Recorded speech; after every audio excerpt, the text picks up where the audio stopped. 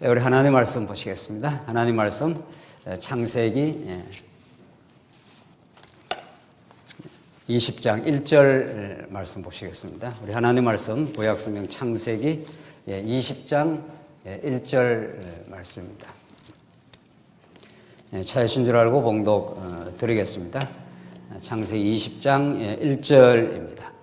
아브라함이 거기서 네게브 땅으로 옮겨가 가데스와 술 사이 그랄에 거류하며 그의 아내 사라를 자기 누이라 하였으므로 그랄 왕 아비멜렉이 사람을 보내어 사라를 데리고 갔더니 그 밤에 하나님이 아비멜렉에게 현명하시고 그에게 이르시되 내가 데려간 이 여인으로 말미암아 내가 죽으리니 그는 남편이 있는 여자임이라. 아비멜렉이 그 여인을 가까이 하지 아니하였으므로 그가 대답하되 주여 주께서 의로운 백성도 멸하시나이까. 그가 나에게 이는 내 누이라고 하지 아니하였나이까. 그 여인도 그는 내 오라비라 하였사오니 나는 온전한 마음과 깨끗한 손으로 이렇게 하였나이다. 우선 5절까지 봉독해 드렸습니다. 새 아침이 밝아왔고 하나님 허락하신 2021년 새날을 저희들 오늘 첫 예배로 저희들의 말씀을 사모할 수 있어서 참으로 귀하게 생각을 합니다. 우리는 참으로 우리가 예상하지 못했던 어려운 시기를 지나고 있고 또 앞으로 어떻게 진행될지 아무도 예측을 불허하는 이 세상을 살고 있습니다. 그러나 하나님께서 익히 만사를 작정하시고 이 세상 역사 속에 하나님 눈동자처럼 지키시고 보호하시는 하나님의 언약 백성, 하나님의 택한 백성을 역사의 중심에 두시고 이 세상 모든 환경과 만사를 지금의 이 재난의 역사까지도 하나님께서 작정하시고 인도해 가신다 하는 것을 믿는 것을 우리는 하나님 주신 은혜의 선물, 믿음이라고 합니다. 우리에게 아무리 악한 환경이 닥쳐온다 하더라도 그것을 어떻게 해석하느냐는 내면에 달려있는 실력입니다. 이게 하나님 주신 실력인 거죠. 믿음이 약하면 우리는 움츠러들게 돼 있고 불안하게 돼 있고 여러 가지 자꾸 오늘의 불안 이후 미래의 불안까지도 땡겨서 우리가 자꾸 염려하는 염려증에 빠지기도 합니다. 하나님께 우리에게 주시는 환경은 우리에게 불리하거나 어렵게만 하려고 하나님께 주신 환경이 아니라는 것을 우리는 성경을 통해서 너무도 잘 알고 있습니다. 옥중에 사로잡혀 있던 사도 바울이 굉장히 그 로마 옥중이라는 것이 얼마나 그 엄청난 처참한 환경임에도 불구하고 사도 바울은 옥 밖에 있는 성도들을 권면하고 오히려 위로하고 넉넉히 복음 안에서 살아갈 것을 그렇게 말하고 있습니다. 그것이 무엇을 의미합니까? 바울이 위대한 어떤 능력이 있어서 그런 것이 아니라 다메섹 도상에서 바울을 강권적으로 부르신 하나님, 그 하나님이 언약에 신실하셔서 예수 그리스도를 보내주시고 그리스도의 지체가 되고 하고 왕 대신 그리스도를 깨닫게 하여 바울로 하여금 그 비참한 현실 속에서도 하나님 주신 그 축복, 그 정체성, 그 삶의 의미와 가치가 바뀌지 않는다. 하나님과 동행하신다는 사실, 그것이 바울로 하여금 담대한 믿음을 가지게 했고 그 어려운 환경을 재해석하게 됩니다. 우리는 똑같은 환경을 똑같이 해석하고 살지 않는다는 이 신비하고 놀라운 믿음의 사실을 우리가 경험하고 있는 것입니다. 그래서 그런 믿음을 하나님께서 주시길 바라고 그 믿음은 우리가 믿으려고 애쓰는 것이 아니라 하나님이 도대체 어떤 분인가, 하나님과 우리는 어떤 놀라운 관계 속에 들어있는가, 한번 언약적 관계를 맺으면 그 언약이 어떤 경우에도 정말 변개됨 없고 단절되지 않는다는 하나님의 신실성, 그 하나님의 위대한 사랑, 그 하나님의 전능하신 능력, 하나님이 우리를 역사 가운데 하나님이 정하신 환경 속에 두시고 우리를 단단하게 만들어 가시는 그 하나님의 기묘한 그 하나님의 작품 속에 우리가 들어있다는 사실, 그것이 우리의 창세기가 말하는 하나님 나라 언약입니다. 우리는 지금 아브라함에게 주신 그 약속 가운데 하나님께서 이제 통치 언약을 주시고 통치 언약을 하신 대로 아브라함이 결코 실패할지라도 넘어질지라도 아주 망하지 않는다고 하는 하나님의 철저한 그 보호의 섭리를 우리가 오늘 마지막 피크로 확인하고 이제 이삭을 출현하게 되는 하나님의 신실한 역사가 이제 나타납니다. 이런 아브라함에게 허락하신 이제 땅 언약 그리고 자손 언약, 오늘 우리가 살펴갈 이 통치 언약의 절정의 모습, 통치 언약을 주신 하나님이 아브라함을 어떤 경우에도 지켜가고 있다는 그 사실, 이거 우리가 종합하여 하나님 나라에 관한 언약이라 그러는 거죠. 하나님이 아브라함에게 약속을 하시되 아무 생각 없이 살아가는 아브라함이 찾아가셔서 내가 지시할 땅으로 가라. 너가 너에게 복을 주리니 이름이 창대하게 되고 너가 복이 될지라. 하나님 일방적으로 아브라함이 찾아가서 복을 허락을 하신 겁니다. 그 복을 이제 반드시 이제 이루어 가시는데 그 복이 너가 큰 민족, 히브리어로 고이라고 하는데 이게 큰 나라 이런 뜻입니다. 내가 큰 나라를 이루어주겠다는 겁니다. 큰 나라를 이루어주려면 자손이 번창해야 되고 그들이 살 수 있는 땅이 있어야 되고 또 그 땅을 질서 있게 통치할 왕이 있어야 되지 않겠어요? 그걸 차례로 지금 이렇게 하나님이 약속을 하면서 오늘 본문의 내용은 이제 아브라함이 20장 내용이 이제 아브라함이 그랄 땅이라고 하는 블레셋 땅입니다. 블레셋 땅에 거류하면서 또 치명적인 실수를 합니다. 불신앙의 삶이 드러나는 거죠. 참 우리가 이해하기 어렵습니다. 아브라함이 지금 한두 번 하나님 앞에 어리석고 불신앙하고 그렇게 살았습니까? 하나님께서 가나안 땅을 주시기로 약속했으면은 어떤 경우에도 망하지 않는다는 것이 전제되어 있지만 기근이 왔을 때 애굽에 가서 자기 살 길을 찾다가 큰 망신을 당하고 오히려 복을 받고 돌아오는 이 역사. 10년 세월이 지나서 이제 아브라함이 자손이 나오지 않으니까 사라하고 인간 수단 방법으로 그 언약을 이루어 보려고 하가를 취해가지고 이스마엘을 얻었지 않습니까? 하나님은 안 돼. 그것은 약속의 자손이 아니야. 이렇게 해서 아브라함이 자꾸 하는 일마다 하나님이 인정하지 않는 것만 내놓습니다. 하나님의 언약 성취에 보태지는 게 없습니다. 이스마엘 아니야. 다메섹 엘리에셀 밖에 내가 더 있습니까? 내가 무자하오니 무슨 수로 지금 내가 하나님 약속한 약속이 이루어지겠습니까? 아니야. 그것은 아니야. 내가 허락한 자손이 생겨. 이렇게 해서 또 시간이 지나가지 않습니까? 13년이 지나서 99세가 되었을 때 하나님이 다시 아브라함에게 약속해서 네가 큰 민족을 이루게 될 것이라 이랬을 때 아브라함이 웃었습니다. 사라도 마찬가지 아니었습니까? 그러나 하나님께서 아브라함을 지켜주시고 우리 지난 시간 소돔과 고모라의 그 멸망을 하나님께서 아브라함에게 내가 너에게 숨기지 않는다. 내가 앞으로 할 일을 너에게 숨기지 않는다 하면서 그걸 이야기했을 때 아브라함이 전격적으로 하나님께 그 약속의 말씀을 받아들이면서 그 땅 백성들이 멸망하지 않도록 그 중보적 기도를 아주 절절하게 했지 않습니까? 그 기도를 하나님께서 기억하사 아브라함을 생각하사 하나님께서 롯을 이제 구원해내는 그 역사.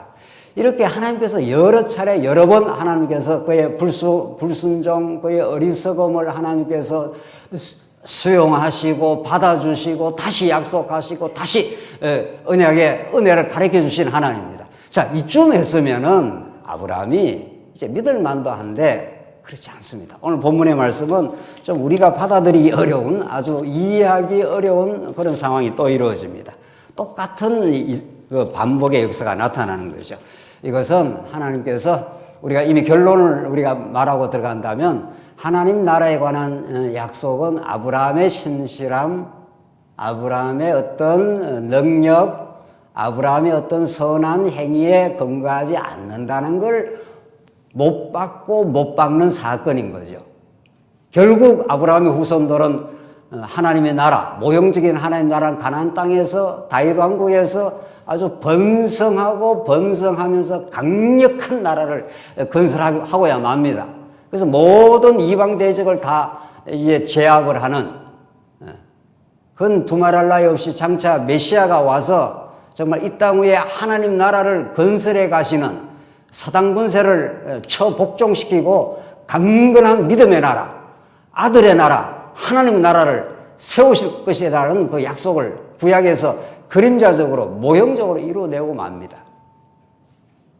그렇게 하나님께서 당신의 능력으로만 이루어진다는 걸 보여주시고 아브라함을 하여금 믿어지게 하시려고 오늘 같은 섭리를 또 행하시는 겁니다.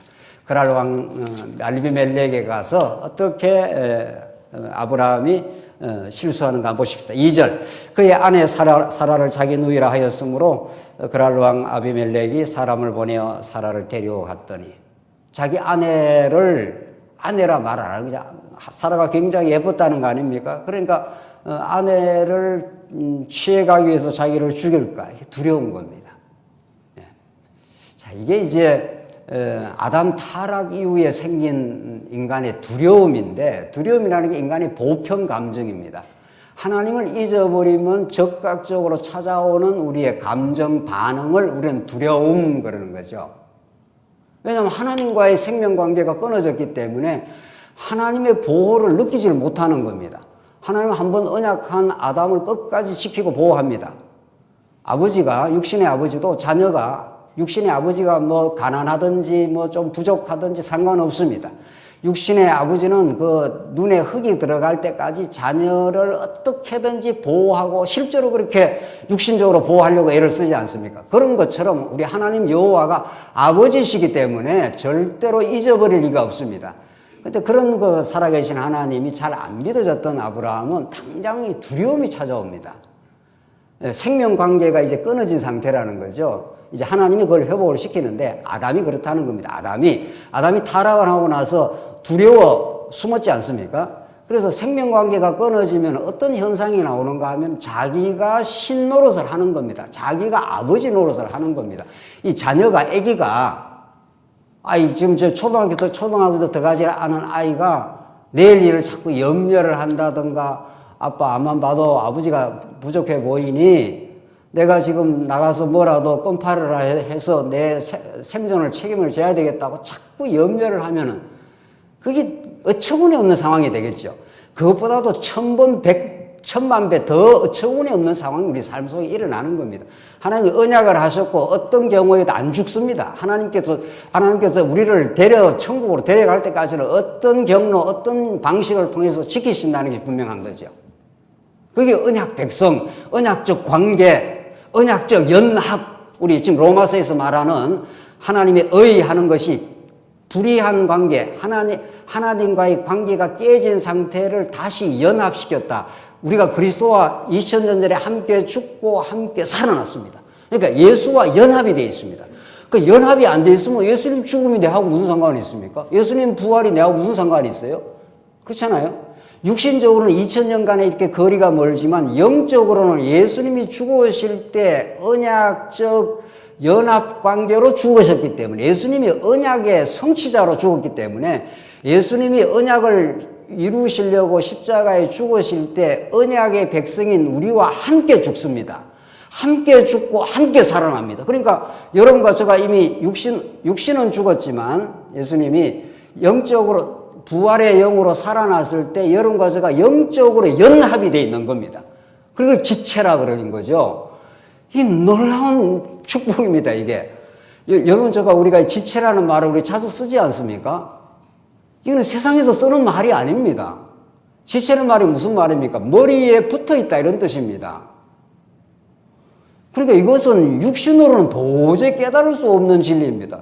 육신으로 봤을 때는 2000년 전 예수님과 내하고는 얼마나 거리가 떨어져 있고, 여러분과 제가 지금 육신적으로 인터넷 우리 성도님들 보시지 않습니까? 지금 멀리 떨어져서 지금 있습니다. 그런데 어떻게 지체라는 말이 성립을, 지체라는 것은 손, 발, 어깨, 다리가 완벽하게 연결이 되어 있습니다. 그러니까 우리는 영적 지체인 거죠. 그렇죠? 영적으로 우리가 지체로 연합되어 있다, 이런 뜻입니다. 그러니까 말씀을 자꾸 듣는다는 건 우리가 영적으로 연합된 지체라는 걸 더 실감나게, 더 새롭게, 더 의미 있게, 더 깊이 있게 느낀다. 그래서 사랑을 하는 겁니다. 한 몸은 절대로 다른 몸을 학대하지 않습니다.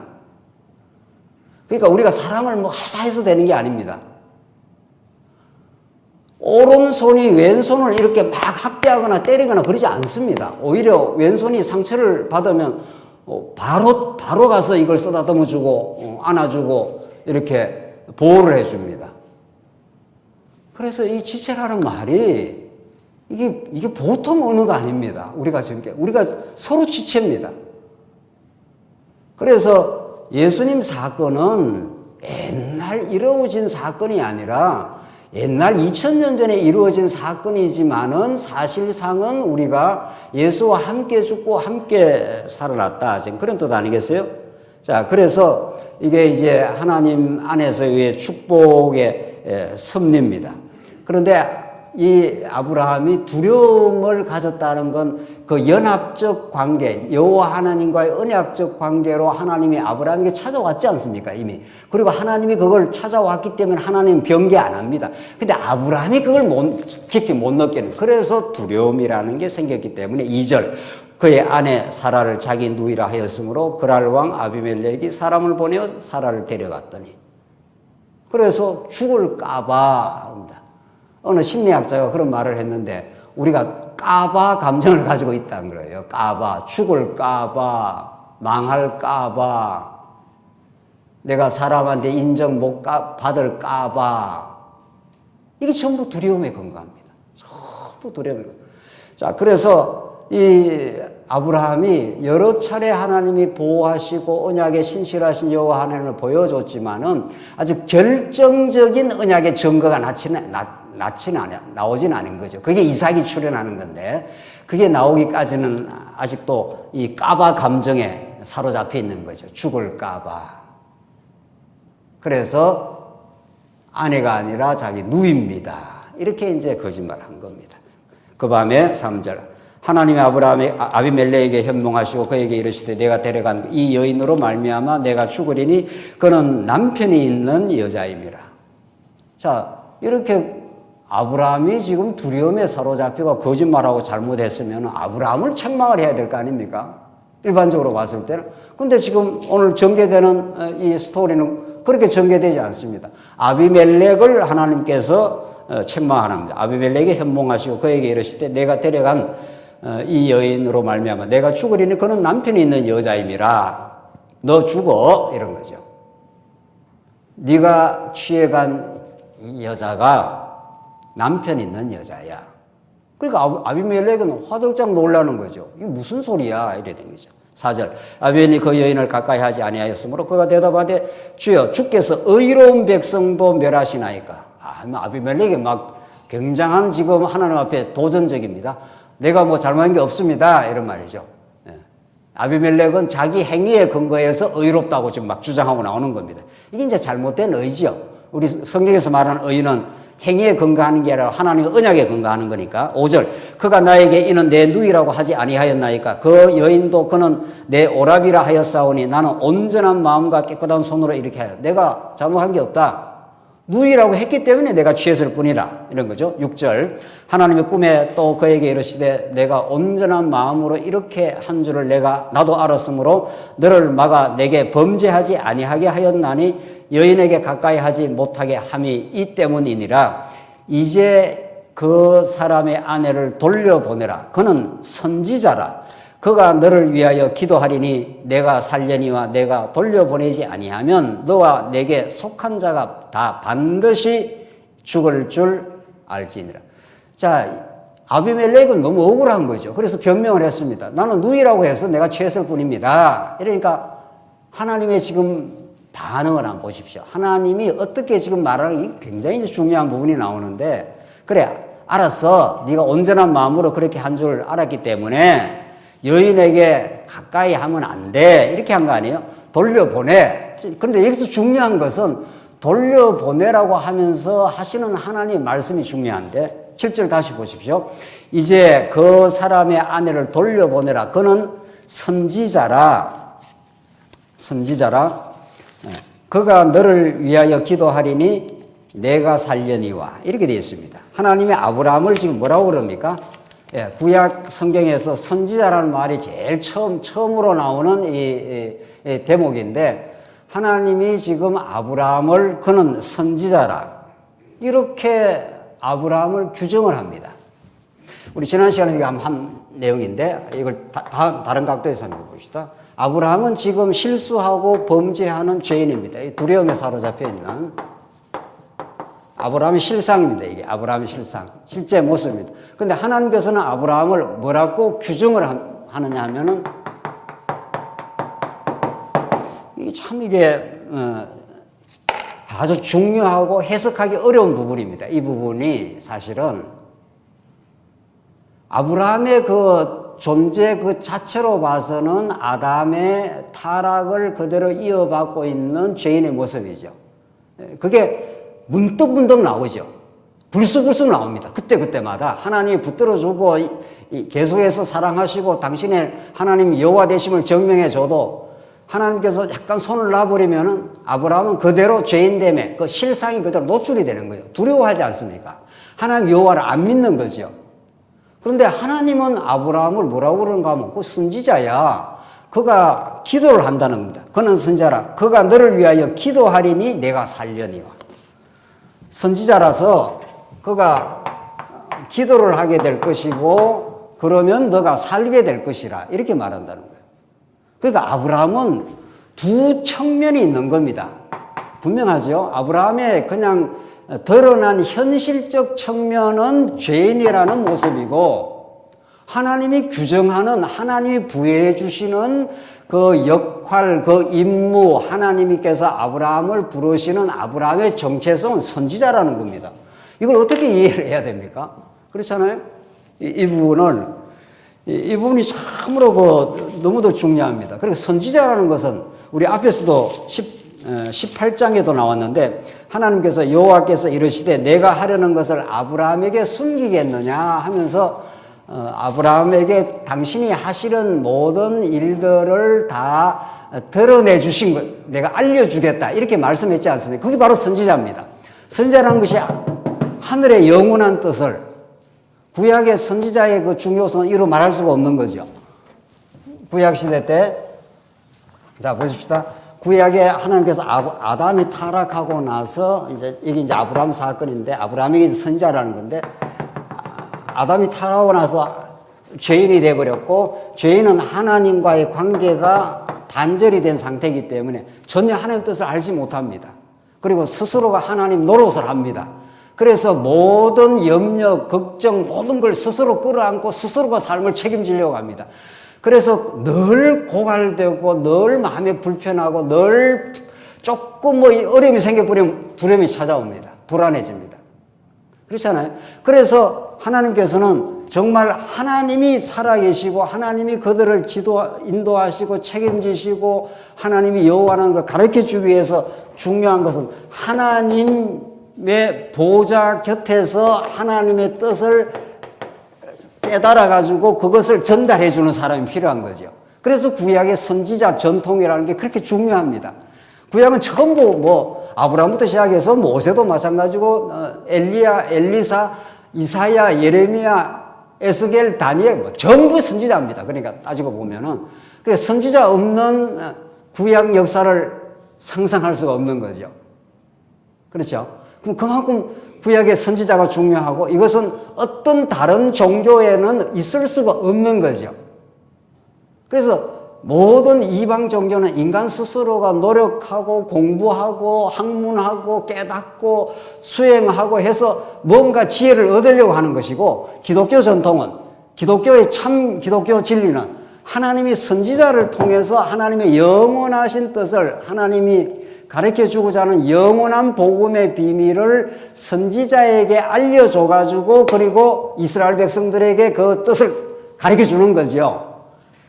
그래서 선지자 없으면 이스라엘 백성은 망하는 겁니다. 자, 그래서 하나님께서 지금 아브라함을 뭐라고 하는가 하면 선지자라. 이거 엄청난 특권적인 지위입니다. 이거는 그냥 보통 지위가 아닙니다. 이게 아브라함에게. 그리고 실제 아브라함은, 자, 여기서 이제 복음이 이제 드러나는데 아브라함은 실제 모습은 두려움에 사로잡혀 있고 거짓말하고 하나님 앞에서 이렇게 엉터리로 살아가는 죄인의 모습을 노출을 하고 있는 거죠. 그런데 하나님은 아브라함을 선지자라 이렇게 말한다는 거예요. 그가 기도를 하면은 선지자적인 권위를 가지고 기도를 하면은 아비멜렉이 너 살아날 수 있어. 내가 너를 직접 살리는 게 아니고 아브라함을 통해서 살려줘. 이런 말이죠. 이건 하나님과 방불한 권위와 하나님과 방불한 지혜와 어떤 권세를 가지고 있는 겁니다, 실제로.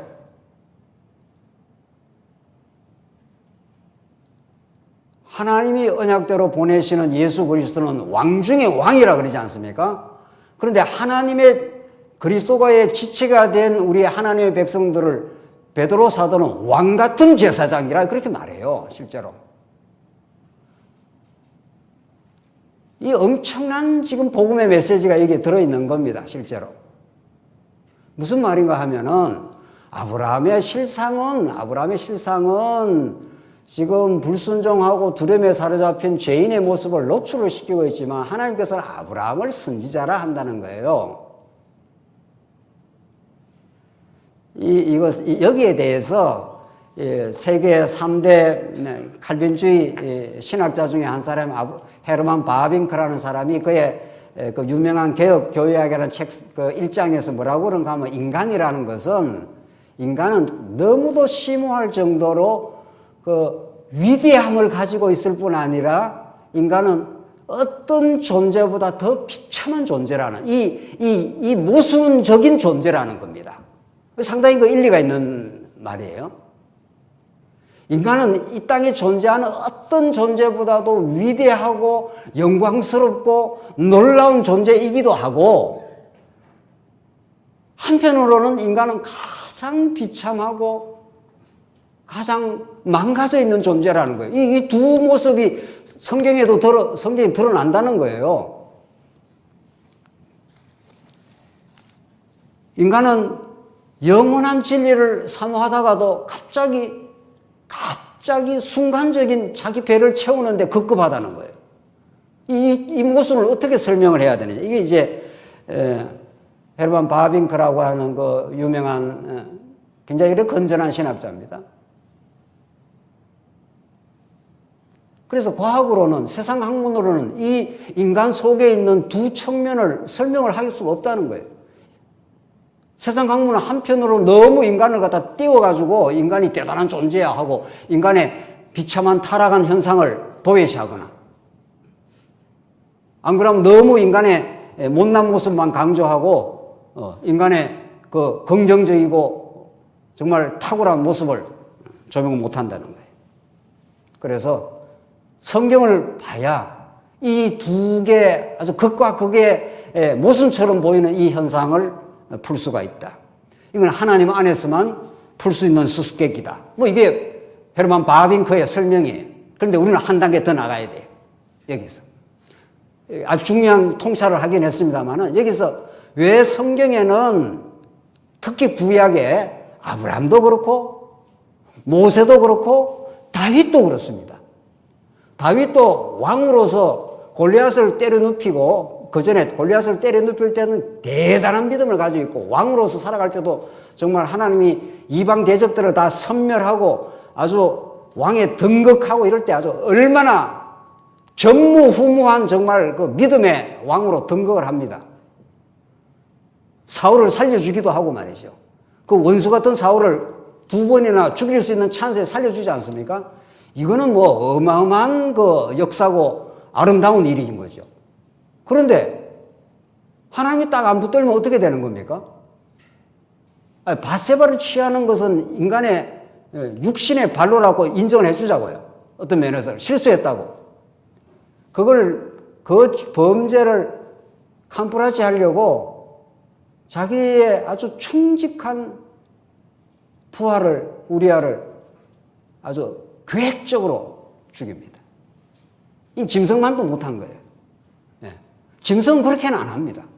짐승은 자기 영역 속에서 들어오는 것만 약육강식 싸우지 자기 배가 채워지면 더 이상은 그렇게 안 합니다.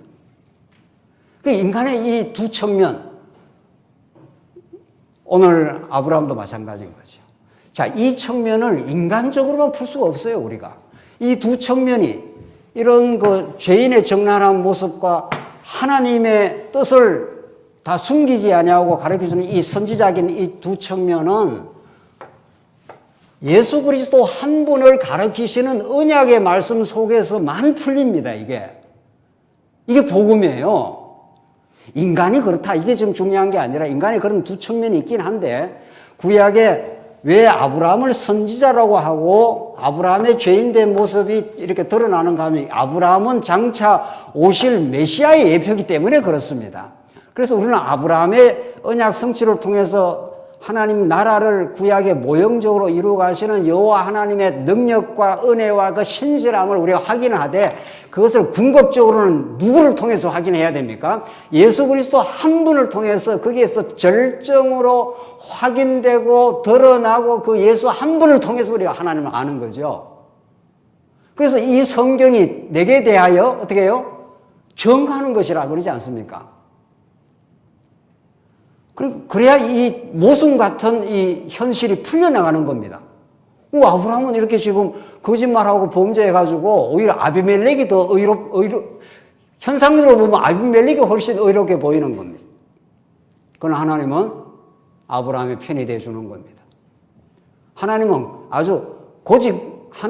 아주 집요할 정도로 아브라함의 편입니다. 아브라함 실수해도 덮어주고 아브라함 내가 너를 지켜.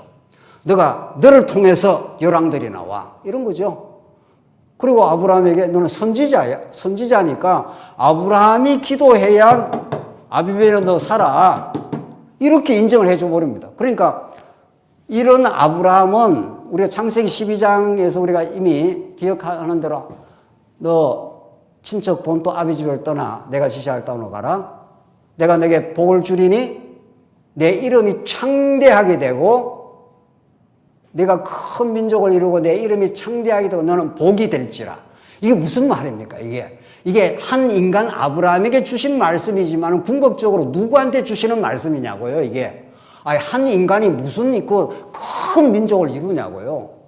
이루고 그 이름이 창대하다. 그 이름이 너무도 명예롭다. 이 세상의 이름 중에 가장 명예롭고 영광스러운 이름, 그 이름이 누구냐고요. 구약에는 아브라함이지만은 진짜 명예로운 이름은 예수는 바로 뭡니까? 그리스도라. 그 이름이 가장 명예로운 이름이죠. 그리스도가 뭡니까? 선지자라 이 말 아닙니까? 그러니까 구약의 아브라함 보고 선지자 한 것은 이건 그림자적 선지자고 진짜 선지자는 누가 선지한 거예요? 누가? 예수가 이 땅에 와서 영원한 하나님의 뜻을 우리에게 가르쳐 주십니다. 하나님 살아계시고 하나님 나라를 이미 영원 안에서 작정하시고 지금 이 땅에서 실현해 가겠다 이런 뜻이죠. 이게 예수님이 이 땅에 와서 하나님 나라가 가까이 왔다 이런 뜻입니다. 그걸 하나님 나라 복음이라 그래요. 이 땅에 찾아오신 인간이 왕 노릇하면 얼마나 괴롭습니까? 우리가 인간이 왕 노릇하면 왕이 되지도 않을 뿐더러 거기에 파괴와 무질서와 혼돈이 찾아오지 않습니까? 예수가 하나님 나라로 이 땅에 왔다는 건 그분이 왕으로 왔다 이런 뜻입니다. 그분이 선지자로 왔다 그런 뜻이란 말이죠. 그러니까 그분 안에 모든 생명과 그분 안에 은혜와 그분 안에 평안과 질서와 모든 게 다 들어있습니다. 모든 게. 그래서 오늘 하나님이 아브라함에게 선지자라 이렇게 말해주는 거예요. 이 비밀이 풀리지 않습니다. 선지자라는 것은 어마어마한 신분입니다. 이거는 하나님의 뜻을 바로 직접 받는 사람이란 말이에요. 이거 하나님 신적 기원을 갖고 있습니다. 신적인 기원을. 죄인은 짐승만도 못해요. 이 인간의 이 변덕스러움, 인간의 이 사악함, 인간의 사특함으로 만약에 그 현실 그대로 말한다면 인간은 정말 히틀러 보십시오. 히틀러뿐만 아니고 어떤 인간도 다 우리가 다 그런 존재란 말이죠. 수많은 사람을 죽여도 끄떡 안 합니다. 끄떡 안 해. 왜? 내가 의롭다고 생각을 하니까. 자, 그래서 오늘 아브라함에게 선지자라. 이게 정말 대단한 말씀이에요. 이게 정말. 예. 이 구약의 선지자보다도 더욱 놀라운 선지자, 참 선지자. 예수가 이 땅에 오시고야 말고 그분이 우리의 모든 대속의 죄를 걸머지시고 십자가에 죽으심으로 하나님의 뜻을 전해준 분 아니에요. 하나님이 여호와라는 사실을 전해준 분. 그분이 우리에게 가르쳐 주시는 그 뜻은 이 땅이 전부가 아니야. 하나님 나라가 도래해. 이걸 가르쳐 준 거예요. 그래서 8절 보시면 아브라함이 그날 아침에 일찍이 일어나 모든 종들을 불러 그 모든 일을 말하여 들려주니 그들이 심히 두려워하더라. 아브라함이 아비멜렉이 아브라함을 불러서 그에게 이르되 내가 어찌하여 우리에게 이렇게 하느냐? 내가 무슨 죄를 너에게 범하였기에 내가 나와 내 나라가 큰 죄에 빠질 뻔하게 하였느냐? 내가 합당하지 아니한 일을 내게 행하였도다 하고 아비멜렉이 또 아브라함에게 이르되 내가 무슨 뜻으로 이렇게 하였느냐? 그러니까 아비멜렉은 너무도 정당하게 자기를 생각하는 거죠. 아브라함을 막 추궁을 합니다. 그러니까 11절 아브라함이 이르되 이곳에서는 하나님을 두려워함이 없으니 내 아내로 말미암아 사람들이 나를 죽일까 생각하였으며 나오잖아요. 예, 죽일까 봐 두려워 지금 떨고 있습니다. 이런 말입니다. 참 하나님 아브라함의 그 행위로 보면 아브라함의 그 불신앙적 감정으로 보면은 아브라함이 뭐 구원받아야 될 조건도 자격도 없는 겁니다. 뭐 아브라함만 그런 거냐 말이죠. 우리는 아브라함에서 멀리 있는 거냐 말이죠. 우리는 다 아브라함의 허리 속에 다 있는 존재예요. 사실은 똑같단 말이죠. 그 행위로 말하면은. 그런데 아브라함을 선지자라 한 그 선지자 전통을 따라서 참 선지자 예수를 보내줌으로 예수의 지체가 되므로 예수의 뜻을 우리가 고스란히 깨닫고 그 뜻에 우리가 순종하는 존재가 된 거죠. 이제는 드디어 12절 또 그는 정말로 나의 이복누이로서 내 아내가 되었습니다. 또 변명하는 거 보십시오. 자, 이복누이는 맞아요. 이복누이는 맞지만은 이복누이였지만은 그러나 자기 아내인 건 사실이잖아요. 인간의 이 끝없는 자기 변명. 참 인간은 그저 불치아병일 뿐입니다. 13절 하나님이 나를 내 아버지의 집을 떠나 두루 다니게 하실 때에 내가 아내에게 말하기를 이후로 우리의 가는 곳마다 그대는 나를 그대의 오라비라 하라. 이것이 그대가 내게 베풀 은혜라 하였노라. 아주 뭐 계획적입니다. 아브라함은 그냥 어떻게 해야 살아날 수 있다고 하는 것을 계획적으로 이렇게 너는 내 아내라고 해. 어디 가든지 이런 거죠.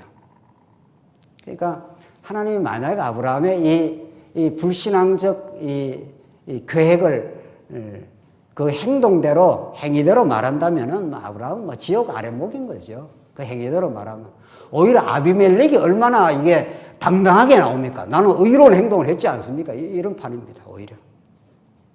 그러니까 껍데기로 보면은 따지고 보면은 도덕적 차원에서 보면은 예수 안 믿는 사람이 훨씬 나을 때도 많습니다. 하나님 오히려 우리 예수 믿는 사람이 허접한 현상도 하나님께서 노출도 시키고도 있습니다. 그러나 하나님 붙드시기만 한다면은 이제 아브라함이 이렇게 끝나질 않습니다.